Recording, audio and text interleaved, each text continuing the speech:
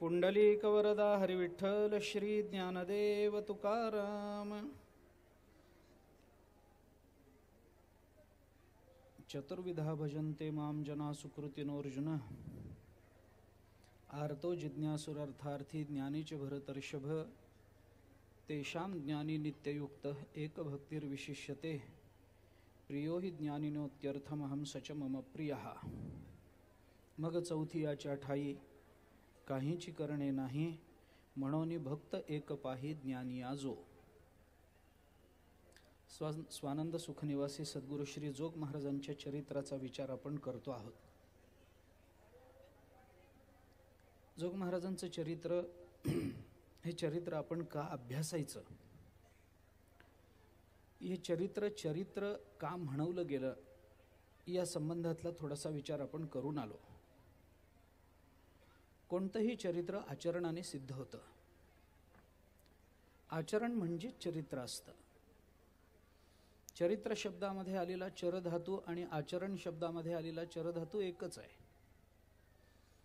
फक्त काय आहे, चरधातूपासून बनलेला चरित्र शब्द आणि चरधातूपासून बनलेला आचरण शब्द याच्यामध्ये थोडा फरक आहे। लागलेले प्रत्यय फक्त बदललेत, बाकी काही नाही।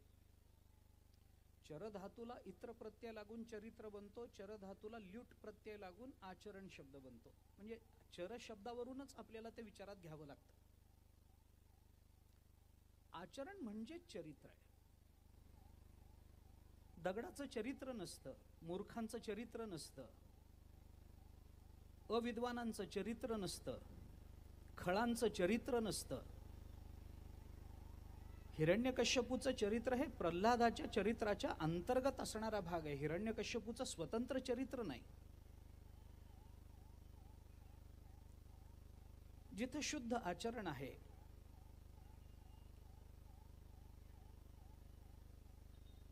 तिथंच चरित्र बनतं, सिद्ध होतं। ते चरित्र जोग महाराजांचं आपल्याला ऐकायचंय, आपल्याला त्याचं चिंतन करायचंय। कशासाठी आपण त्याचा विचार करून आलो। चरित्र ऐकायचं ते अभ्यासा करता आणि उपासने करता। जोग महाराजांचं चरित्र ऐकणं ही उपासनाच आहे। त्या उपासनेनं पुण्य प्राप्त होणार आहे। आणि जोग महाराजांचं चरित्र ऐकणं हा अभ्यास आहे, कारण त्या चरित्राला अनुसरूनच आपल्याला पुढचं जीवन जगायचं आहे। श्रुती स्मृतीचे अर्थ आपणची होऊनी मूर्त असे जे वागतात तयाची आचरिता पावले, याच्याकरता जो अभ्यास करावा लागणार आहे ते चरित्र चिंतन। आणि ते चरित्र म्हणजे उपासना आहे। ज्ञानेश्वरी नाही कळली तरी वाचा, जोग महाराजांच्या चरित्रामधून संपूर्ण जोग महाराज आपल्याला कधीच कळणार नाही तरी ऐका। अत्यंत पापी असणार याला सुद्धा जर आपल्याला संतांचं चरित्र सांगून मुक्त करता येत असेल तर त्या चरित्राची आवश्यकता केवळ जीवालाच आहे असं मानायचं कारण नाही, भगवंताला सुद्धा ती अपेक्षा आहेच आहे। काल आपण बोलून आलोय त्या संबंधामध्ये। नुसता गोश्वारा 2-3 दिवसाचा फक्त 2-2, 3-3 वाक्यामध्ये घेतो, पुढे जातो। तेही प्राणापरवते आवडती मज निरुते, जे भक्त चरित्राते प्रशंसिती। भगवंताला सुद्धा त्या चरित्राची, भक्त चरित्राची प्रशंसा देवाला सुद्धा आवडणार आहे। म्हणून तर देवाला हे म्हणावं लागलं की तो मला प्राणापेक्षा जास्त प्रिय आहे। हे चरित्र आपल्याला अभ्यासा करता ऐकायचं, हे चरित्र आपल्याला ऐकायचं ते उपासने करता ऐकायचं। उपासनेचा परिणाम काय, अभ्यासाचा परिणाम काय, त्याचा विचार आपण बोलून आलो। हे चरित्र ऐकायचं, कुणाचं ऐकायचं?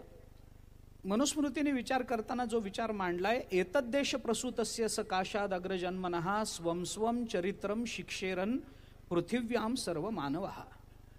पृथिव्याम सर्व मानवः यांच्या कल्याणाकरता म्हणून हेच चरित्र पाहिजे। पण कोणतं? एतद्देश प्रसूतस्य, या देशात जन्माला आलेलं पाहिजे। या देशात जन्माला आलेले महानुभाव, या देशामध्ये जन्माला आलेले महापुरुष आपल्या चरित्राच्या निमित्तानं जगातल्या सगळ्या मानवांसमोर आदर्श उपस्थित करतात। त्या आदर्शाला समोर ठेवून बाकी जगाचं नंतरचं निर्वहन होत असतं। याच्याकरता म्हणून हे चरित्र आपण अभ्यासलं पाहिजे। चरित्र निर्मिती आपल्या देशामध्ये झाली ती 3 माध्यमातून झाली. काल आपण विचार केला. भारत देशामध्ये घडणारी चरित्र, घडलेली चरित्र, या चरित्राच्या प्राकट्याकरता 3 माध्यमांचा विचार काल आपण करून आलो. साहित्यातून चरित्र घडलं, राजधर्म पालनातून चरित्र घडलं आणि संतांच्या चरित्र चिंतनातून चरित्र घडलं. साहित्यातून चरित्र निर्मिती कशी होते याचा विचार काल आपण मम्मटांच्या शब्दामधून काव्यप्रकाशाच्या आधारानं थोडासा बघून आलो. कारण काव्याची निर्मितीच ही मुळात मानवी जीवनाला आकार मिळावा याच्याकरता म्हणून आहे. यशसे अर्थकृते सोडून द्या, पण व्यवहारविदे शिवेत रक्षतये सद्यपर निवृत्तये आणि कांता संमित तयोपदेश युजे या सगळ्यातून घडणारं मानवी जीवनच आहे ना. साहित्यातून जशी आपल्याला चरित्र निर्मिती होताना दिसते, कारण म्हणजे दोन्ही अर्थाने साहित्य निर्माण ज्या हेतूने केलं गेलं त्याच्यातूनही चरित्र निर्मिती आहे आणि साहित्य निर्माण करणाऱ्यांचं जीवन बघूनही चरित्र निर्मिती आहे.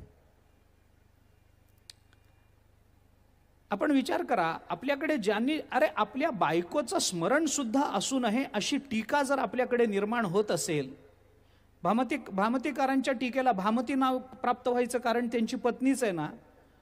मग इतकं विस्मरण, देहभावाचं विस्मरण, आपल्या व्यवहाराचं विस्मरण, आपल्या आश्रमाचं विस्मरण, आपल्या पत्नीचं विस्मरण, हे सगळं विस्मरण करून जर तो साहित्य निर्मिती महात्मा करत असेल तर त्या महात्म्याची ती निर्मिती हे त्याचं चरित्र होईलच की नाही. मम्मटांच्याच बाबतीत अशी कथा आहे.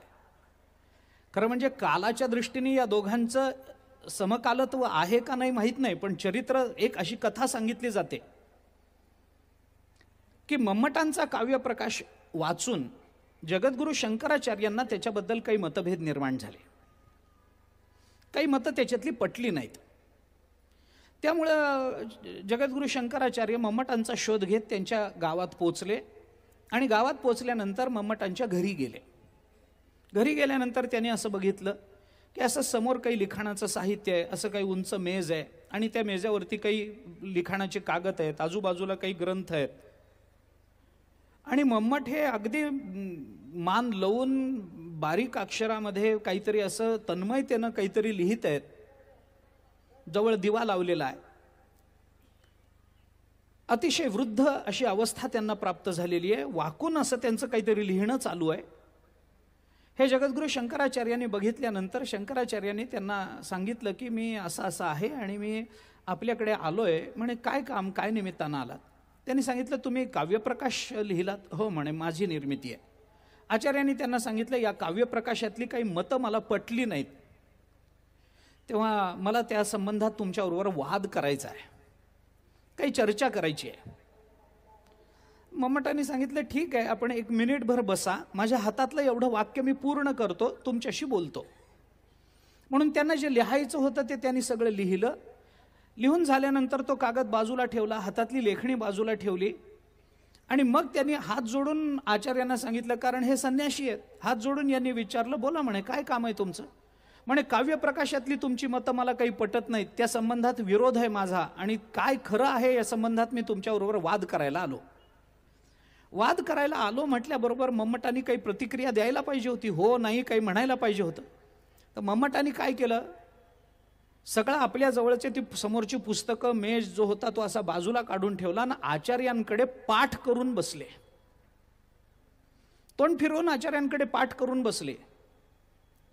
आचार्यांनी त्यांना विचारलं, अहो मी तुमच्याबरोबर वाद करायला आलो, तुम्हाला करायचा नाही तर नाही म्हणून सांगा. नकार देण्याच्या पद्धतीमध्ये एक तोंड फिरवणं ही पद्धत असेल तर ते तोंड फिरवून मला नकार देऊ नका, मला तुमच्याशी बोलायचं नाही, मला वाद करायचा नाही, मी जे मांडलंय ते मांडलंय, तुम्हाला मांडायचं असेल तर तुम्ही स्वतंत्र पुस्तक लिहा असं मला सांगा, मी लिहीन. माझ्याकडे पाठ करून बघायचं काय कारण, बसायचं काय कारण आहे? त्यावेळेला मम्मटांनी त्यांना सांगितलं, मी तुमच्याकडे पाठ करून बसलो तुमचा अपमान करण्याकरता नाही. तुम्ही यती आहात, माझ्या घरी आला आहात म्हटल्यानंतर तुमचं स्वागत करणं माझं काम आहे, कर्तव्य आहे. मी तुमच्याकडे पाठ करून बसलो, माझी पाठ बघितली का तुम्ही? त्यांनी आचार्यांनी सांगितलं बघितली ना. काय दिसलं? आचार्यांनी त्यांना सांगितलं, पाठीला तुमच्या कुबड आलंय, तुमची पाठीला बाक आलाय, कुबड आलाय तुमच्या पाठीला. मम्मटांनी सांगितलं, हे येईपर्यंत वाकून अभ्यास केलाय मग तो ग्रंथ लिहिलाय, आता चर्चा करायची. आचार्याने हात जोडले आणि सांगितले, आता काही चर्चा करायची नाही म्हणले तुमच्याबरोबर, झालं माझं काम. ही चरित्र निर्मिती नाही तर काय सांगा ना. एखादा आपल्याकडचा महात्मा अशा पद्धतीनं अभ्यास करतो आणि त्या साहित्याची निर्मिती करतो, त्या निर्मितीच्या मागच्या त्याच्या प्रसव वेदना ज्याला कळतील तो त्या महात्म्याचे पायच धरणार आहे. त्या साहित्य निर्मितीचे मागचे त्याचे कष्ट ज्यांना कळतील त्यांना वाटेल, अरे नाही, हे आदर्श असले पाहिजेत. म्हणून साहित्यातून होणारी निर्मिती किंवा साहित्यातून होणारी चरित्र निर्मिती, ही चरित्र निर्मिती इतरांची नाही, साहित्य निर्माण करणाऱ्यांची चरित्र निर्मिती सुद्धा साहित्यातून आहे. दुसरा विचार काल आपण केला होता, राजशासनातून. नवम स्कंधातली उदाहरणं आपण तेवढ्या करता दिली होती. ही सगळी मंडळी हातातलं सगळं टाकून निघून जातात एका विशिष्ट वेळेला, सगळी अनुकूलता असते पण निघून जातात. कशा करता निघून जातात? आत्मकल्याणाकरता निघून जातात. भौतिकतेची सगळी अनुकूलता सिद्ध असूनही एका विवक्षित क्षणी आपल्या जीवनाच्या परमकल्याणाकरता म्हणून सर्व भौतिक विचाराचा आणि भौतिक वस्तूंचा त्याग करून हे सगळे राजे लोक अरण्यामध्ये जातात. 18 भार वनस्पती आपल्याला सगळ्यांना प्रमाण माहिती आहेत. त्या घरी कुलस्त्रिया, राज्य, राणी व संपत्ती सगळंच अनुकूल आहे, परंतु या सगळ्याचा त्याग करून ही मंडळी निघून जातात. राज्यकर्त्यांनी कसं असावं याची चरित्र निर्मितीच या लोकांनी करून दिली ना. त्यांच्याकडे राज्य आहे, कदाचित संपूर्ण राज्यावर त्यांची सत्ता असेल, आमच्या बाबतीत निदान घरावर सत्ता आहे आमची. एका विवक्षित क्षणी या सगळ्या घराचा, या सगळ्या भौतिकतेचा त्याग करून आपल्या कल्याणाकरता आपल्यालाही घर सोडून किंवा घराबद्दलच्या अनात्म पदार्थाचं महत्त्व टाकून बाहेर पडता आलं. हे चरित्र या राजकर्त्यांनी आमच्या समोर मांडलं ना. आणि तिसरा प्रकार सांगितला तो संतांच्या, ऋषींच्या चरित्रातून चरित्र निर्मिती होते. आपण काल याचा विस्ताराने विचार करून आलोय. चरित्र निर्मिती, आम्हाला हे चरित्र बघावं लागणार. संत चरित्र तेवढ्या करताय, बाकीच्या चरित्रामध्ये आत्मकल्याणार्थ काहीतरी आहे. साहित्य निर्मिती करणाऱ्याला कुठेतरी यश आणि अर्थ याचा संबंध जोडला गेलाय. काव्यम यशसे अर्थकृते व्यवहारविदे. ठीक आहे, व्यवहारविदेपासून ते कांतासंमित तयोपदेशे युजे या 4 प्रयोजनांच्या बाबतीमध्ये आपल्याला निर्मितीचा, साहित्य चरित्र निर्मितीचा विचार करता येईल. पण यशसे अर्थकृते, यश म्हणजे कीर्ती, कीर्ती आणि संपत्तीची प्राप्ती, याच्याकरता साहित्य निर्मिती करणाऱ्यांना कुठेतरी त्या संपत्तीचा स्पर्श झालाच ना, कुठेतरी कीर्तीच्या अपेक्षेचा स्पर्श झालाच ना त्याला. राजशासनातून चरित्र निर्मिती करणारे एका विशिष्ट क्षणी राज्याचा त्याग करून जात असतील, पण तोपर्यंत तरी त्या भौतिकतेमध्ये आणि तोपर्यंत सगळ्या ऐश्वर्यामध्ये ते रमलेले होते, हे तरी मान्य करावंच लागेल ना. रामचंद्र प्रभू सन्निध असताना सुद्धा सुग्रीवाला आपलं राज्य मिळाल्यानंतर पुन्हा संपत्तीमध्ये, राज्यामध्ये गुंतून पडावं वाटलं ना. आपण रामायण ऐकतोच आहोत. रामचंद्र प्रभूंनी वालीचा उद्धार केला, सुग्रीवाला राज्य मिळवून दिलं, आणि सुग्रीवानी जे वचन दिलं होतं की मी तुमची पत्नी शोधण्याकरता तुम्हाला मदत करीन, त्याचा त्याला विसर पडलाच ना. मग रामचंद्र प्रभू सन्निध असताना सुद्धा एखाद्याला राज्य करताना भौतिकतेमध्ये अडकून आपल्या कर्तव्याचा विसर पडू शकतो. तर ही मंडळी अधिराज्य भोगत असतील. जनकाच्या मोक्षाबद्दल, आम्हाला मुक्ततेबद्दल चर्चा करायचं कारणच नाही आहे. जनक मुक्तच आहेत. मिथिलेवर बसणाऱ्या प्रत्येक राजाला जनक ही संज्ञा आहे. त्यामुळे कोणते जनक एवढाच मुद्दा आहे. तिथं बसणारा प्रत्येक राजा जनकच आहे. आणि गंमत ही आहे की तो प्रत्येक राजा मुक्त होतोय. प्रत्येक जनक मुक्त आहे, एकही जनक बद्ध नाही आहे. पण तरी सुद्धा चांदीच्या पलंगावर झोपले, 7 गाद्यांवर झोपले, हे ऐश्वर्य तरी त्यांना आहेच ना. भरताने कोटी वर्ष राज्य केलं मान्य आहे, पण कोट्यावधी वर्ष राज्य करताना त्यांनी राज्याचा उपभोग घेतला हे मान्य आहे ना. ध्रुवानी 36,000 वर्ष राज्य केलं, पण 36,000 वर्ष त्यांनी त्या राज्याचा उपभोग घेतला मान्य आहे ना. ययातीला सुद्धा हे सगळं राज्य सोडून जावं वाटलं, पण मुलाचं 1000 वर्षाचं आयुष्य घ्यावं वाटलंच ना भोगा करता.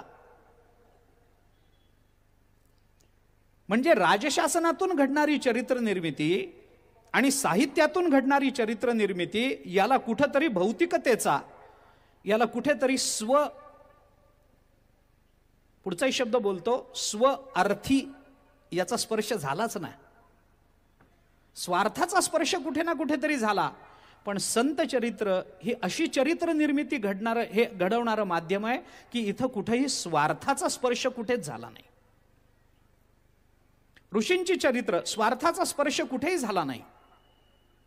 तुकाराम महाराजांचं, ज्ञानोबारायांचं चरित्र आपण ऐकतो, कुठे स्वार्थाचा स्पर्श आहे. मला मला मला मला करत तुकोबाराय लहानपणापासून जगले नाही. कान्होबारायांनी सांगितलं मला वेगळा वाटा पाहिजे, घेऊन जा. असं पाहिजे तसं, तसं पाहिजे तसं, हे मलाच पाहिजे, मी मोठा भाऊ आहे, मी म्हणेल ते तो कायदा. तुकोबारायांनी कसलेही आग्रह धरले नाहीत, कसलाही अट्टहास केला नाही. ज्ञानोबारायांनी मीचा विचार कुठेही केला नाही. स्वार्थ रहित अशी चरित्र निर्मिती हवी असेल तर त्याला संत चरित्रातच आलं पाहिजे. तुकोबारायांचं चरित्र तेवढ्या करता पहा, जोग महाराजांचं चरित्र तेवढ्या करता पाहायचंय. राजशासन करत असताना होणारा स्वार्थी भाव आणि साहित्य निर्मिती करताना निर्माण होणारा स्वार्थी भाव, हे दोन्ही स्वार्थी भाव कदाचित कोणत्या कारणाने निर्माण झाले हा प्रश्न गौण असेल, पण ते निर्माण झाले हे नाकारता येत नाही. आणि म्हणून संत चरित्राचा विचार करा. संत चरित्राचं चिंतन करत असताना हे संत चरित्र घडतं कसं, कोणत्या आधाराने घडतं, या संत चरित्राच्या निर्मितीची काही मूलभूत तत्व असतील तर तेवढी विचारात घेऊन आपल्याला पुढे जावं लागेल. आपण हे पहिल्याच दिवशी बोलून आलेलो आहोत की संत महात्मे म्हणजे अनंत गुणांची खाण असते. अनंत गुण आहेत त्यांच्या ठिकाणी, तो मुद्दा नाही आहे. पण एवढ्या सगळ्या गुणांचं मूल्यमापन करत करत त्यांच्या चरित्राचं चिंतन करणं हे मानवी बुद्धीला सर्वथैव अशक्य असतं. ज्ञानोबारायांची, तुकोबारायांची कोणकोणती गुण आपण अभ्यासणार आणि कोणकोणत्या गुणांची उपासना करणार, आमच्या मर्यादित जीवना कालामध्ये आम्हाला ते करणं शक्य नाही आहे. आधीच अल्प आयुष्य मानवदेह आहे, आधीच क्षणभंगूर मानलं गेलं. त्याच्यामध्ये संतांना आपल्या डोळ्यासमोर आदर्शभूत म्हणून ठेवायचं आणि तदृष्टीने आपल्या जीवनाची वाटचाल करायची, याच्याकरता किती गुणांचं चिंतन करायचं. बरं, साकल्यानं विचार करायचा झाला तर मानवी दृष्टी सुद्धा इतकी परिच्छिन्न आहे की त्या दृष्टीमध्ये व्यापक असणारं संत विचारदर्शन सामावू शकत नाही. आमची दृष्टीच इतकी मर्यादित आहे आणि दुर्दैवाने आम्हाला संतांच्या जीवनातल्या गुणांपेक्षा दोषावर बोट ठेवायची सवय जास्त आहे. आणि दोषावर आम्ही जेव्हा जेव्हा बोट ठेवू तेव्हा तेव्हा संत चरित्राची उपासना आमच्याकडून घडणारच नाही आहे. दोष बघितले की उपासना कशी घडेल, गुण बघावे लागतील ना.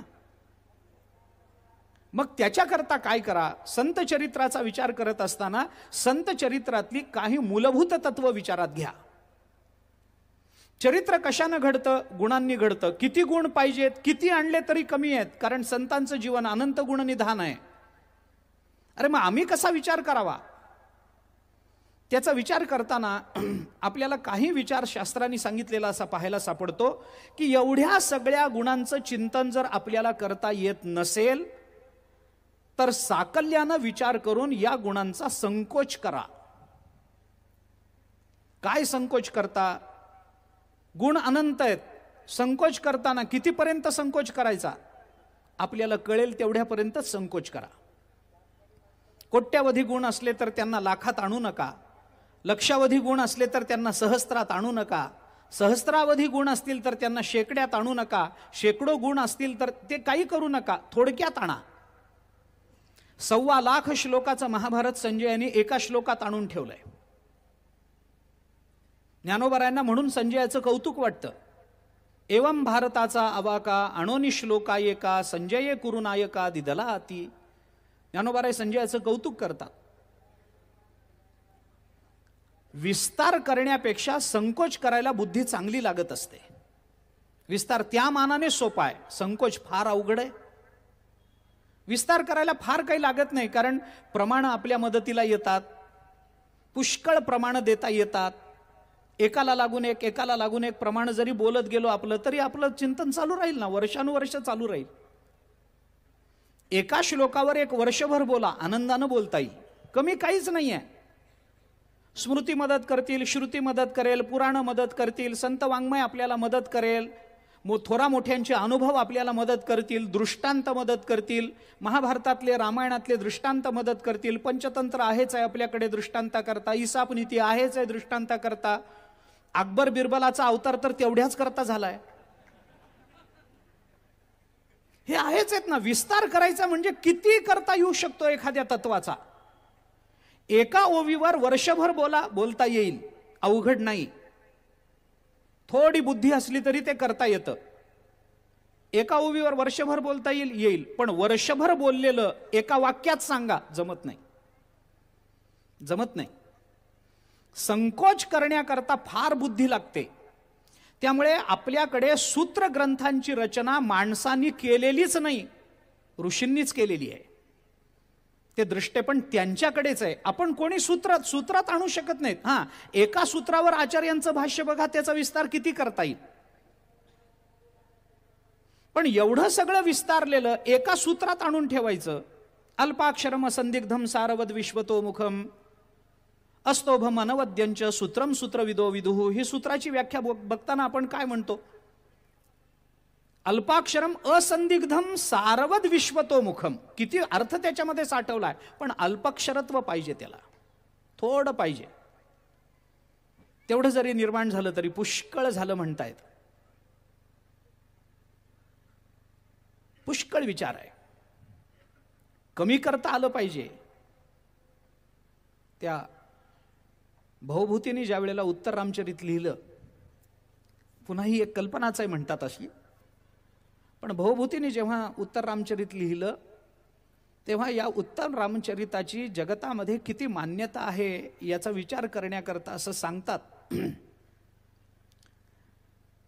की त्यांना ते 2 पारड्यामध्ये ठेवावं लागलं म्हणे. एका बाजूला कालिदास आणि दुसऱ्या बाजूला भवभूती. मोठी कथा आहे त्याची, मला तेही सांगत, ते सोडून द्या. ठीक आहे, भवभूतीला मान्यता मिळाली, सरस्वतीने आपलं वजन त्याच्या पारड्यात टाकलं, भवभूतीला मान्यता मिळाली, असा इतिहास जगतामध्ये प्रसिद्ध आहे. पण आपलं उत्तर रामचरित खरंच चांगलं झालं की नाही हे आपण एकदा तपासून घ्यावं असं वाटल्यामुळे भवभूती ते उत्तर रामचरित घेऊन कालिदासाकडे गेले असं म्हणतात. कालिदासन भवभूती एका कालात झालेत नाहीत याबद्दल मोठ्यांमध्ये वाद आहेत, आणि वाद करतात ते मोठेच असतात. त्यामुळे मोठ्यांच्या वादात आपल्याला पडायचं कारण नाही. कालिदासाकडे घेऊन गेले आणि कालिदासाला सांगितलं की मी एक माझा तयार केलेला ग्रंथ आणलाय, तर आपण कृपा करा, तो ग्रंथ ऐका आणि त्याच्यामध्ये काही सुधारणा असतील तर सांगा. त्यावेळेला हे कालिदास हे बुद्धिबळ खेळत होते असं वर्णन आहे. बुद्धिबळ खेळत बसले होते. समोर कोणी होतं, त्यांच्या बुद्धिबळ खेळणं चालू होतं. ते आले भवभूती आणि त्यांनी कालिदासाला विनंती केली. कालिदासाचं सगळं लक्ष त्या बुद्धिबळात, आणि कालिदासाने भवभूतीला सांगितलं, हां सुरू करा तुम्ही वाचायला. हे वाचायला लागले. त्यांना असं वाटलं की अरे ही कल्पना चांगली आहे, हा विचार चांगला आहे, इथं काहीतरी कालिदास आपल्याला प्रतिक्रिया देतील म्हणून चांगला विचार बोलून दाखवला, वाचून दाखवला की कालिदासाच्या तोंडाकडे बघायचे, काहीतरी प्रतिक्रिया येईल. कालिदासाचं सगळं लक्ष त्या बुद्धिबळात. काय करावं सगळं लक्ष तिकडं, डोकं खाजवतात अमुक, पण यांचं इकडं वाचन चालू भवभूतीचं.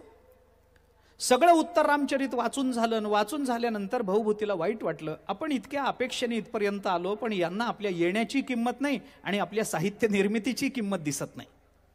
मग त्यांनी सांगितलं ठीक आहे, आता जाऊ निघून, काय असेल ते असेल. म्हणून भवभूतीने उठून हात जोडले. ते कालिदासाला म्हणाले ठीक आहे, मी निघतो आता, माझं काम झालंय, आपण ऐकलंय का न ऐकलंय मला काही माहिती नाही, पण कसा ग्रंथ झालाय हे मी विचारू शकत नाही. तुमचं सगळं लक्ष बुद्धिबळामध्ये होतं. कसा झालाय ग्रंथ? कालिदासांनी त्यांना उठून हात जोडून सांगितलं, ग्रंथ अतिशय उत्तम झालाय, अतिशय सुंदर ग्रंथ झालाय. करुणरसाची इतकी अभूतपूर्व निर्मिती आतापर्यंत कोणत्याही साहित्यकारांनी केली नाही. तुम्ही केली, मी तुमचं अभिनंदन करतो. तुम्ही ऐकला. मग ह्याच्यात काही सुधारणा हवी आहे का?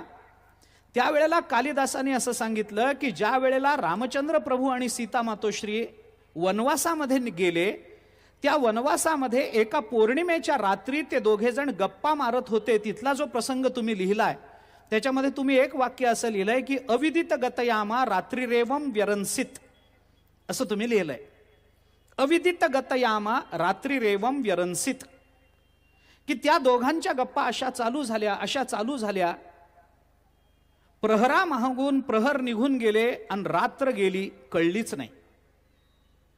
प्रहरामागून प्रहर कधी गेले ते कळलंच नाही आणि हळूहळू रात्र निघून गेली. विचार काय बघा, अविदित गतयामा रात्री रेवम व्यरंसित असं वाक्य आहे, असं विधान आहे.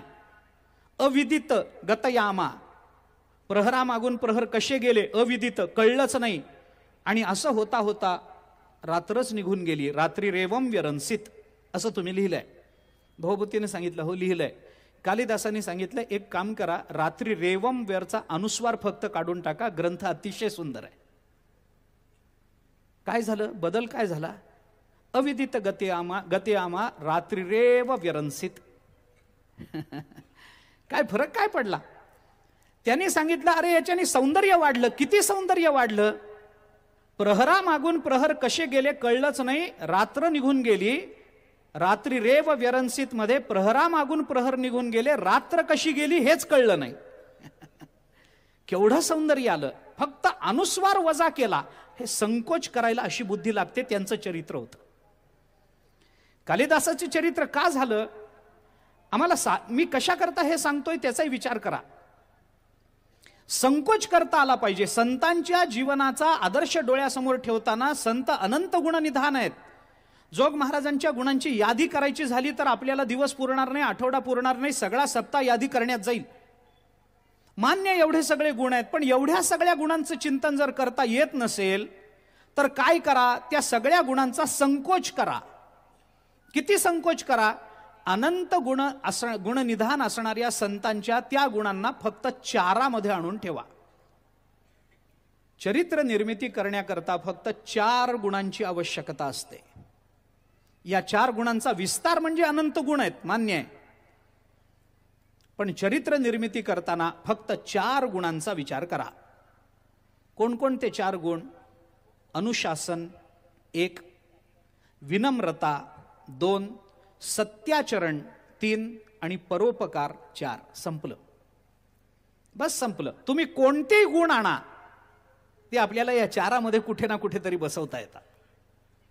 चरित्र निर्मिती फार अवघड. अरे जोग महाराजांना एवढे मोठे, त्यांच्याकडे इतके गुण, आम्हाला कसे प्राप्त होणार? एवढे नाही, 4च डोळ्यासमोर ठेवा, बाकी सगळे गुण आपोआप आपल्याला प्राप्त होतील. या 4 गुणांचं चिंतन म्हणजे चरित्र निर्मिती आहे. अनुशासन 1, विनम्रता 2, सत्याचं आचरण 3 आणि सगळ्यात महत्वाचा परोपकार 4था गुण. आता या सगळ्याचा विस्तार आपल्याला करायला तेवढी सवड नाही, नुसतं बोलून जातो. अनुशासन म्हणजे काय? आपल्या दृष्टीनं संत चरित्रांचा विचार करताना अनुशासन म्हणजे नियमनिष्ठता. नियमनिष्ठा एवढाच विचार आपण लक्षात ठेवा. निष्ठता सुद्धा घेऊ नका, नियमनिष्ठा बस आहे. नियमनिष्ठा काय आहे? आपल्या जीवनाच्या कल्याणाकरता म्हणून काही नियम लागतच असतात. नियमात आपण राहणार नाही तर जीवन आपलं पशुमय होऊन जाईल, पशुतुल्य होऊन जाईल. काय जीवनाला नियम नसतील तर काय? गाढवाला काय नियम आहेत, कुत्र्याला काय नियम आहेत, आणि माणसालाही काही नियम नाहीत. काय उपयोग आहे त्याचा? काही नाही. मग नियम पाहिजेत, यम पाहिजे, नियम पाहिजे, हे पाहिजेतच आमच्या जीवनाला. युक्त आहार विहार, नेम इंद्रियासी सार, नसावी बासर निद्रा, बहुभाषण नसावे. हे जे तुकाराम महाराज आपल्याला सांगतात हे काय आहे? नियमात राहणं आहे. हाची नेम आता न फिरे माघारी. काय आहे? नियमात राहणं आहे. नामा म्हणे केशवराजा, केला नेम चालवी माझा. काय आहे? नियमात राहणं आहे. नियमनिष्ठा पाहिजे. आपल्याला कितीतरी प्रमाण या संबंधामध्ये देता येतील. नित्यनेम नामी लक्ष्मी वल्लभतया. फक्त नित्यनेमाचा परिणाम. कितीतरी प्रमाण. निष्ठा पाहिजे. निष्ठावंत भाव भक्ताचा स्वधर्म, निर्धार हे वर्म चुको नये, निष्काम निश्चळ विठ्ठली विश्वास, पाहो नये आस वाणिकांची. हे वास आस दोन्ही पाठ आहेत बरं. असू दे, मला आता काय त्याची पाठभेदांची चर्चा करायचं कारण नाही. नियमनिष्ठा पाहिजे जीवनामध्ये. अनुशासन म्हणजे काय? आपल्या जीवनाला लागलेली नियमनिष्ठा, लावून घेतलेली नियमनिष्ठा. नियमात राहा. आचार्यांसारखा महापुरुष परमात्म्याकडे मागताना फक्त या 4च गुणांची मागणी करतोय. दुसरं काही नकोय. षटपदीच्या पहिल्या श्लोकामध्ये इथंच मांडा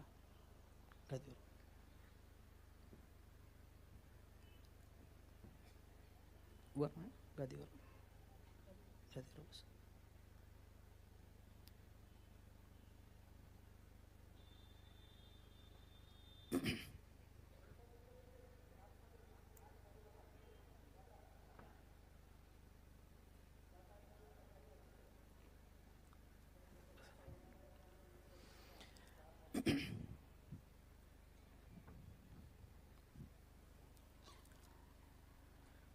चरित्र निर्मितीच्या मूलतत्वांचा विचार करताना या 4च तत्वांचा विचार करा.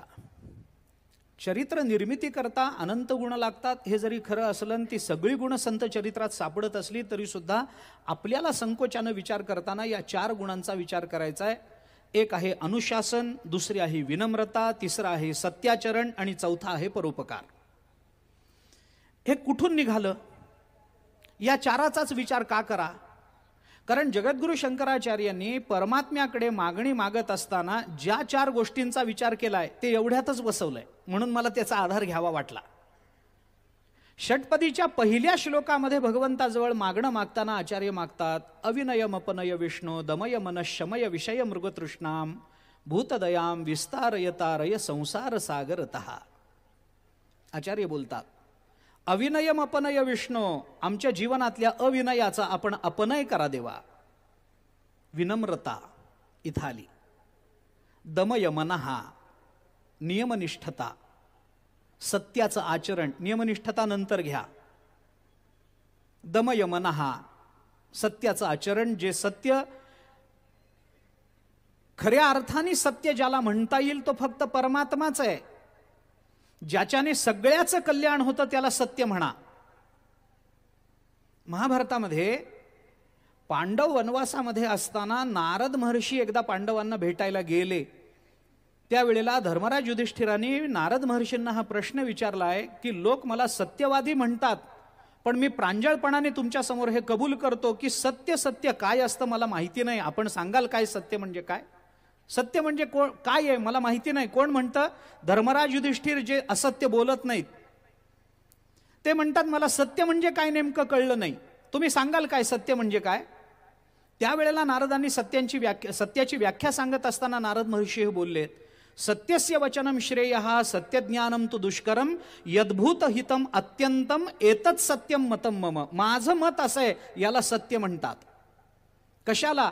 यद्भूत हितम अत्यंतम, सर्व भूतमात्रांचं अत्यंतिक हित ज्याच्यामध्ये साठवलेलं आहे त्याला जर सत्य म्हणायचं असेल तर सत्य तू विठ्ठला, एवढं एकच सत्य आहे. काय सत्य आहे? सत्य साच खरे नाम विठोबाचे बरे, ज्याच्यामध्ये सर्व भूतमात्रांचं हित आहे. काय आहे ते? भगवंताचं नाम, तेच सत्य आहे. त्याचा नाश नाही. अवघाची आकार ग्रास्य लाकाळे, एकची निराळे हरीचे नाम. भगवंताचं नाव एक वेगळं आहे, बाकी सगळं नष्ट होणारच आहे. सत्य तेच आहे. सत्यनाथ महाराजांनी एकनाथी भागवतामध्ये सत्याचा विचार करताना 5 व्याख्या सांगितल्या आहेत. सत्याचं चिंतन करताना मला सांगायच्या नाहीत, पण थोडा विचार केला तर आपल्याला सोप्या शब्दामध्ये सत्याचं चिंतन करता येऊ शकतं. मी सोप्या शब्दामध्ये सांगतो. भूतकाळ, वर्तमान काळ आणि भविष्यकाळ या तिन्ही काळामध्ये ज्याला नाही शब्द लागत नाही ते सत्य असतं.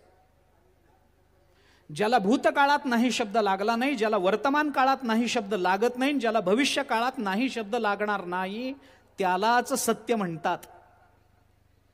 जे पूर्वी नव्हतं, ज्याचा प्रागभाव आपण दाखवतो, त्याला सत्य म्हणताच येत नाही, कारण प्रागभाव आहे म्हटलं की त्याची निर्मिती मानावी लागते.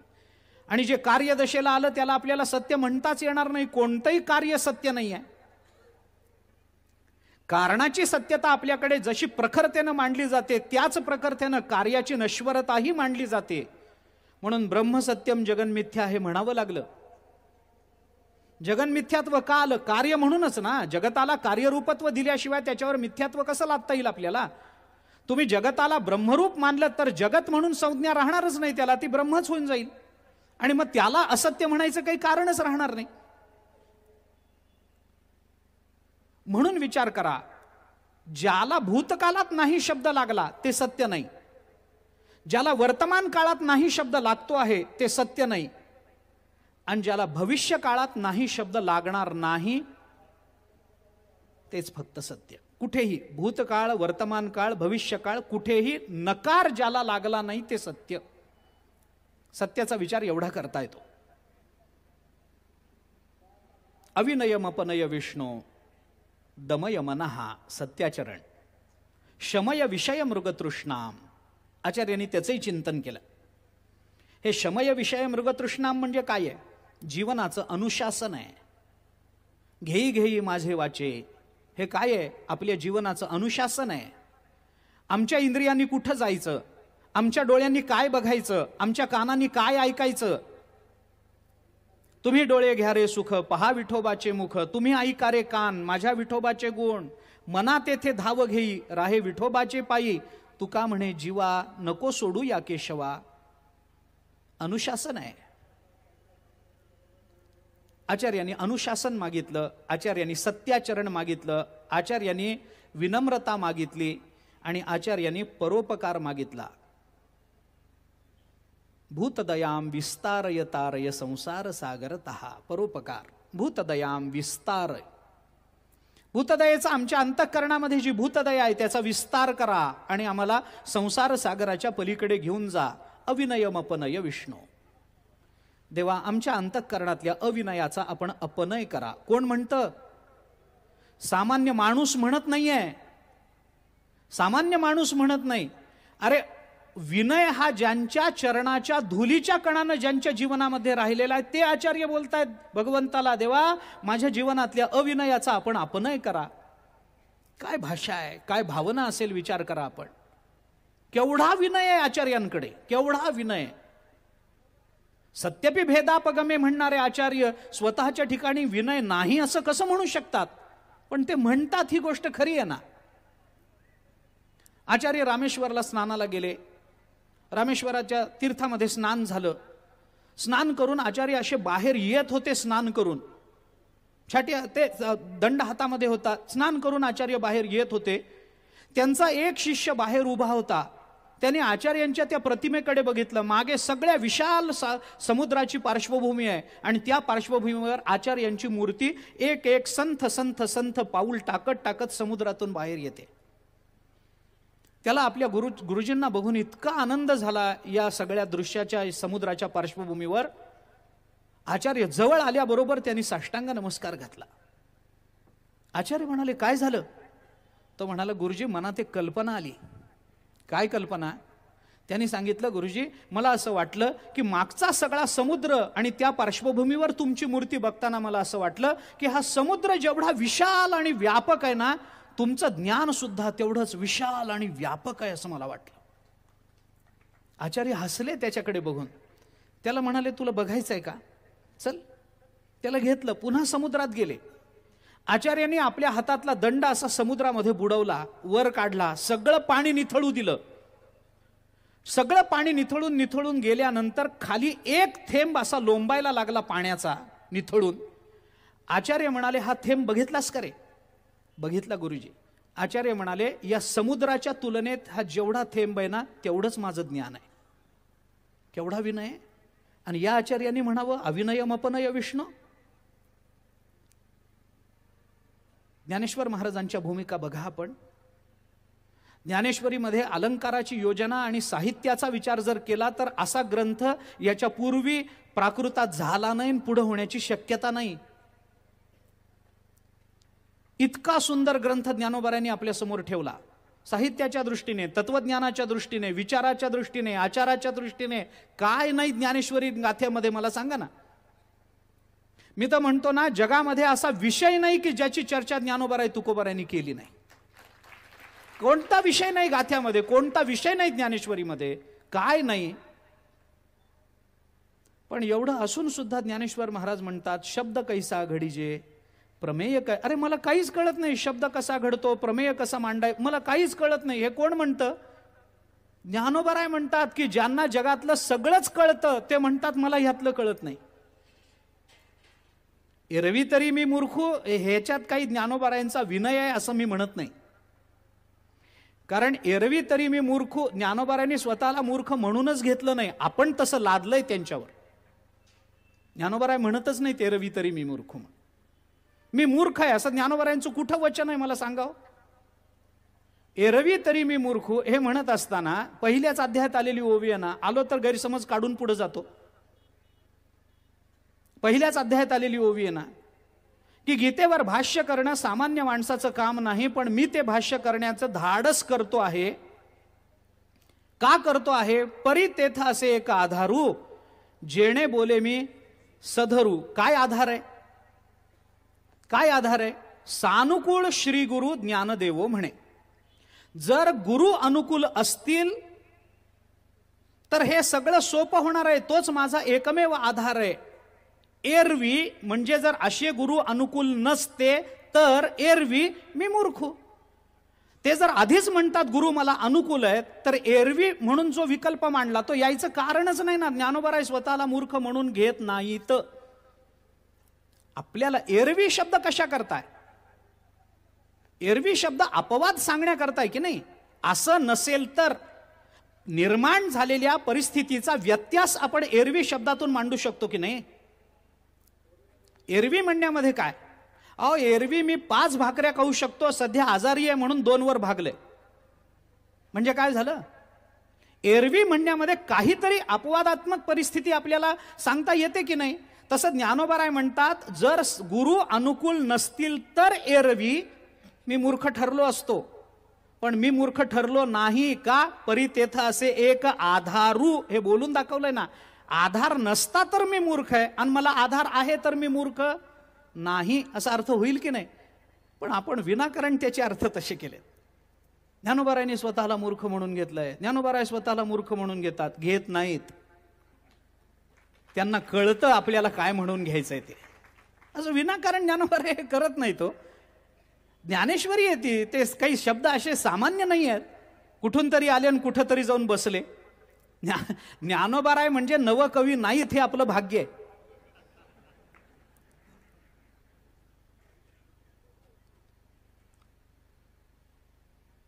विनम्रता, सत्याचरण, अनुशासन आणि परोपकार या 4 गुणातून चरित्र निर्मिती आपल्याला सांगता येऊ शकते.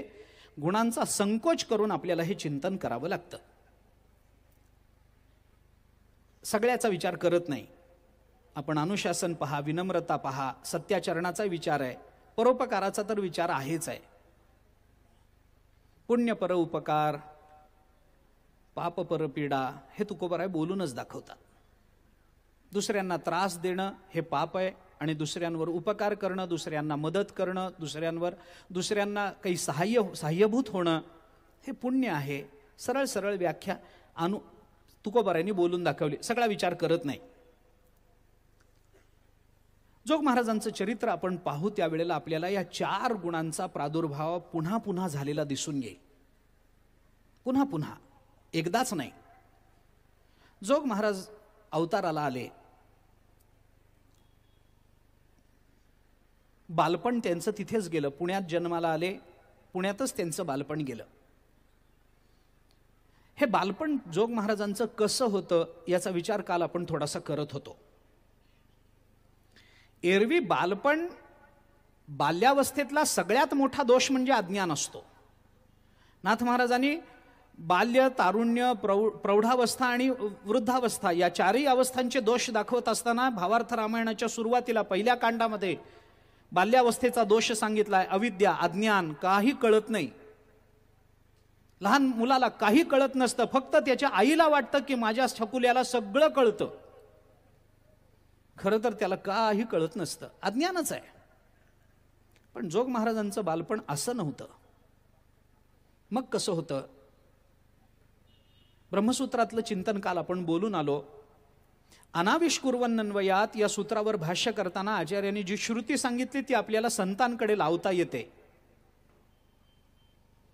तस्मात् ब्राह्मणः पांडित्यम निर्विद्य बाल्येन तिष्ठासेत. पांडित्य कसं राहिलं? बाल्येन तिष्ठासेत. पांडित्य त्यांच्या बाल्य दशेच्या रूपात त्यांच्याकडे राहिलं. याचा विचार खूप अंगानं करता येईल. पण हे बाल्य राहिलं म्हणजे काय राहिलं याचा विचार करताना आचार्यांनी एक त्याची जी शंका घेतली होती पूर्वपक्षांनी, की लहान आहे म्हणल्यानंतर आपले सगळे देहधर्म जागच्या जागी उरकतो म्हणून त्याला लहान म्हणायचं का, बाल म्हणायचं का? तो पंडित असला तरी, ब्रह्मज्ञानी असला तरी, कारण त्याला देहधर्माचं काही घेणं देणंच नाहीये. तो कसाही वागेल तर त्याला त्याचा दोष लागणार नाहीये. दोष कुणाला लागेल? जीवाला लागेल. परब्रह्म स्वरूपाला प्राप्त झालेल्यांना कशाचे दोष आहेत? काही कोणताही दोष नाही. निस्त्रैगुण्योपथी विचारताम को विधी को निषेधा. काय, कुठला विधी कुठला निषेध? काय मानायचं त्याच्या ठिकाणी? निस्त्रैगुण्य झालेला महात्मा कुठला गुण आणि कुठला दोष, काय पाप मानायचं, काय पुण्य मानायचं त्याच्याकडे मानता येत नाही त्याच्या संबंधानं. म्हणून महात्मा तसा आहे तसं तुम्हाला म्हणायचं आहे का? आचार्यांनी सांगितलं नाही बाबा. ज्ञान अध्ययन धार्मिकत्वादिभिः आत्मानम अविख्यापयन दंभ दर्प रहितो भवेत. हे आचार्यांचं वाक्य आपल्याला नेमकी दिशा देऊन जातं. दंभ दर्प रहितो भवेत हे बाल्य आहे. म्हणजे काय? लहान मुलाच्या अंतःकरणामध्ये कोणता दर्प नसतो, कोणतं वैर नसतं, कुणाशी त्याचं भांडण नसतं, कुणाच्या संबंधानं त्याच्या अंतःकरणामध्ये कुविचार येत नाहीत, त्याची बुद्धी दुर्बुद्धी होत नाही बाल्यावस्थेमध्ये. संस्काराने तो बिघडतो. खरं म्हणजे संस्काराने सुधारला पाहिजे, पण आपल्या घरातलेच संस्कार असे आहेत की ते त्याला बिघडवून टाकतात, बिघडवतात बऱ्याच वेळेला. संगतीनं बिघडतो, मान्य आहे.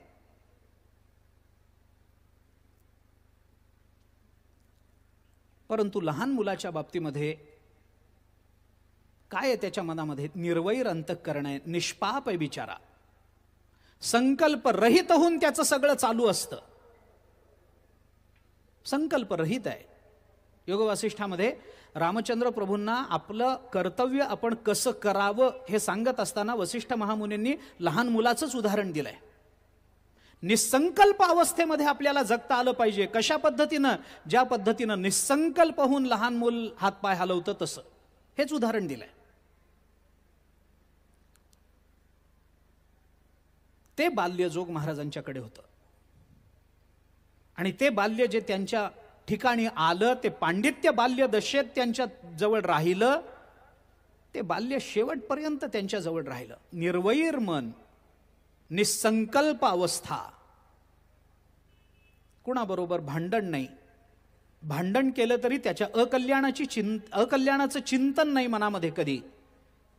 पापाचा स्पर्श नाही अंतःकरणाला, कुविचाराचा स्पर्श नाही. जो विचार आला तो फक्त परमात्म्याचाच, जगत कल्याणाचाच विचार त्यांच्या जीवनामध्ये प्रकट झाला. पुण्यातच ते राहिले.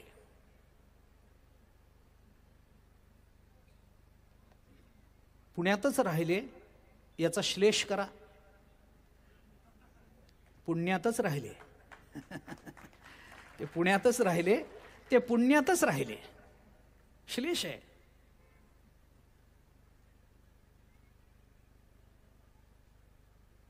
आपण आलात, पूज्य किसन महाराज साखरे हे उदाहरण देतात, पुण्यातच आणि पुण्यातच अनेक वेळेला देतात. ते पुण्यातच राहिले, ते पुण्यातच राहिले. खरंच झालं जोग महाराजांच्या बाबतीत तसं. खरं तर पुण्याचं पूर्वीचं नाव पुण्यपत्तन होतं म्हणतात, सध्या ते पुण्यपतन झालंय. ते पट्टण राहिलंच नाही. ते पत्तनचं पतन कधी झालं कळलं नाही, पण जोग महाराज ते राहिले, तिथंच राहिले. बाल्यावस्थेमध्ये लहान मूल साधारण जसं राहतं तसं राहिले. महात्मा ज्या हेतून या जगतामध्ये अवताराला येत असतो, कालही आपण बोललो, त्या हेतूची सिद्धी करण्याकरता जो काळ उदयाला येणं अपेक्षित आहे त्या काळाची प्रतीक्षा करताना तो महात्मा चार चौघांसारखाच राहतो. लहानपणापासून विनाकारण आपलं वेगळेपण, आपलं वैलक्षण्य दाखवत बसत नाही. म्हणून तर तुकोबारायांना ओळखलं नाही ना लोकांनी, म्हणून तर ज्ञानोबारायांना ओळखलं नाही ना की ब्रह्मच मानवाच्या रूपानं आला. हे का ओळखलं नाही? कारण तोपर्यंत ज्ञानोबारायांनी तसं काही केलंच नाही. ज्यांना भिंत चालवणं तिथं जमतं त्यांना अवताराला आल्याबरोबर भिंत चालवणं अवघड होतं काय? पण महात्मा ज्या हेतून अवताराला येतो तो हेतू सिद्ध होण्याकरता अनुकूल काळाच्या प्रतीक्षेत तो महात्मा आपली अलौकिकता सिद्ध करत नाही, तो लौकिक रूपामध्येच राहतो. तोपर्यंत जोग महाराज तसेच राहिले बाल्यदशेमध्ये. चार चौघा बालकांसारखं बालक असं वाटावं असेच राहिले. पण त्यांच्या अवताराचा हेतू सिद्ध करण्याकरता अनुकूल काळ यायचा होता, थांबले तोपर्यंत. हळूहळू मोठे व्हायला लागले. शाळेची व्यवस्था केली पाहिजे, शिक्षणाची व्यवस्था काही केली पाहिजे. काय शिक्षण? शिक्षणाचा विचार नव्हताच. जोग महाराजांना शिक्षणाची आवड कमीच, आणि नेमका हाच आदर्श घेतात चरित्रातला. नाही, का कमी? कारण जे शिकायचं होतं ते सगळं तयार करून घेऊनच आले होते ना. आता कुणाकडून शिकायचंय? जे शिकायचं होतं ते शिकून झालेलं आहे. आता फक्त ते शिकलेल्याची जगत कल्याणाकरता जी अभिव्यक्ती करायची त्याच्याकरता प्रतीक्षा आहे, शिकण्याची आवश्यकता नाही. आता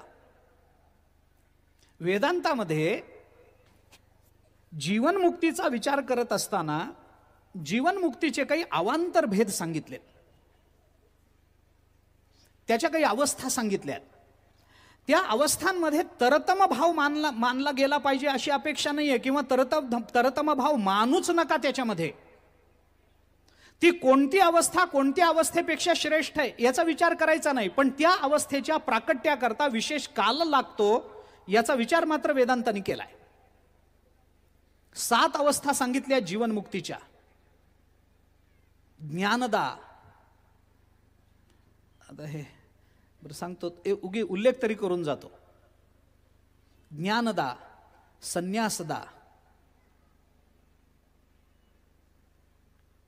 सत्यदा, आनंददा, परात्परा, लीलोन्मुक्ती अवस्था आहेत या सगळ्या. योगदा झाल्या 7. ज्ञानदा, संन्यासदा, योगदा, लीलोन्मुक्ती, सत्यदा, आनंददा, परात्परा 7 अवस्था झाल्या. ज्ञानदा म्हणजे काय? माझ्या जीवनामध्ये जे जे मला जाणणं आवश्यक होतं ते जाणून माझं झालेलं आहे. आता या जगात मला जाणण्यासारखं काही उरलेलं नाही. कारण एक कारण जाणलं गेलं की त्या कारणापासून निर्मिलेली सगळी कार्य जाणता येतात. म्हणून तुकोबाराय आपल्याला सांगतात, काही जाणू नये पांडुरंगावेण पाविजेल क्षीण संदेहाने. तुकोबाराय म्हणतात पांडुरंगाशिवाय दुसरं काही जाणू नका. का? कारण अभिन्न निमित्तोपादान कारण तेच आहे या जगताचं. एक कारण जाणा, बस, बाकी काही नाही. यथा सौम्य एकेन मृत्पिंडेन सर्व मृण्मयं विज्ञातम स्यात् वाचारंभणं विकारो नामधेयं मृत्तिका इत्येव सत्यम. श्वेतकेतूला उपदेश करताना उद्दालक हे बोलून दाखवतात, याच्यामध्ये कार्याला जाणण्यामध्ये, कारणाला जाणण्यामध्ये सर्व कार्यांचा अंतर्भाव होत असेल तर या जगताचं एक अभिन्न निमित्तोपादान कारण परब्रह्म जाणलं की आपल्याला या जगतामध्ये जाणण्यासारखं म्हणून स्वतंत्र काही उरत नाही. जोग महाराजांची बाल्यावस्था ही ज्ञानदा अवस्था आहे. सगळं जाणूनच ते आले होते. शाळेचं वेडच नव्हतं. शाळेत जावं, जास्त शिकावं, पहिल्या नंबरानं उत्तीर्ण व्हावं, क्रमांकाने उत्तीर्ण व्हावं, इंग्रजी शिकावं नव्हतंच. मामांनी लिहिलंय त्या काळामध्ये इंग्रजी शाळेमध्ये प्रवेश घेणं याचा अर्थ लग्नाची घाई झाली असं समजणं होतं. मामांनी चरित्रात लिहिलंय की इंग्रजी शाळेमध्ये प्रवेश घेतला म्हणजे आता याला जास्तीत जास्त चांगलं शिकून कुठला तरी साहेब व्हायचंय आणि साहेब झाल्याशिवाय चांगली बायकोन चांगला हुंडा मिळत नाही म्हणून इंग्रजी शाळेत नाव घालतं.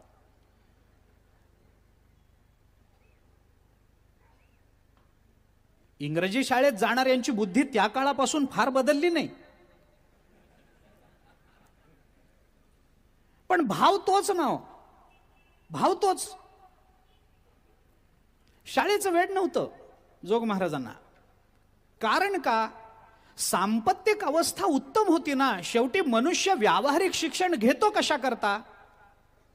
संपत्ती करताच ना. पारमार्थिक शिक्षणाचा आणि संपत्तीचा संबंध नाही ही गोष्ट सगळ्यांनाच मान्य. पारमार्थिक शिक्षणाचा आणि संपत्तीचा संबंध नाही, जोग महाराजांच्या काळात नव्हता असं म्हणा पाहिजे तर. त्यामुळे शाळेत गेलेल्यांनाच ब्रह्मज्ञान होतं असं काही नाही. गोपिका कुठे शाळेत गेल्या होत्या? गोपाळ कुठल्या शाळेत गेले होते? बर, ज्यांनी पाठशाळेत जाऊन वेदाध्ययन केलं होतं त्यांच्यावर तर भगवंतानी कृपा केली नाही, यज्ञ करणाऱ्या ब्राह्मणांवरती. पण त्या यज्ञाकरता स्वयंपाक करणाऱ्या त्यांच्या पत्न्यांवरती भगवंतानी कृपा केली. यांना भगवान आलेत सांगितलं तरी डोळे उघडले नाहीत आणि त्यांना कान्होबा आला हे कळल्याबरोबर परमात्मा स्वरूपाची प्राप्ती होते. एकादश स्कंधामध्ये उद्धवाला उपदेश करताना भगवंतानी हा सगळा विचार बोलून दाखवलाय. दान करणं, हे कामुक करणं, अभ्यास करणं, स्वाध्याय करणं, तप करणं, याच्यानं मी प्राप्त होतो काय उद्धवा? याचा विषयच नाहीये. मग हे शिक्षण पाहिजे कशा करता? त्या काळातला विचार एवढाच होता, भाषा चांगली आली पाहिजे, अक्षर ओळख झाली पाहिजे, बेरीज वजाबाकी गुणाकार भागाकार इतकं सामान्यत्वानं व्यवहार चालवण्याकरता गणित कळलं पाहिजे. शालेय शिक्षणाचं महत्व संपलं. आजही तेवढंच आहे. माझं म्हणणं कुणाला पटेल किंवा न पटेल, पण आज तरी काय वेगळं आहे सांगा ना. आता आपण बरेच जण शाळा शिकून, कॉलेज शिकून मोठे झालेलो आहोत. मला सांगा हो की आपण शाळेमध्ये शिकलेलं ते काय वर्गमूळ, नामुक आणि तमुक आपल्याला ज्ञानेश्वरी वाचताना हा परमार्थ करताना कुठं उपयोगाला लक्षात तरी आहे काय? गेलं त्यावेळेस ते परीक्षा देणं याचा अर्थ मागच्या वर्षाचा अभ्यासक्रम विसरणं एवढंच आहे. परीक्षा देणं म्हणजे काय? दुसरं काहीच नाही. 8वीची परीक्षा देणं म्हणजे 7वीतला अभ्यास विसरणं. याच्याकरता दिलेली परवानगी म्हणजे परीक्षा. पण आपल्याकडे तसं नाही ना. संस्था आपली कीर्तनाची परीक्षा घेते कशा करता? विसरण्याकरता नाही, हे पुढे चालवण्याकरता. परीक्षा पुढे चालवण्याकरता असावी, मागचं विसरण्याकरता नसावी.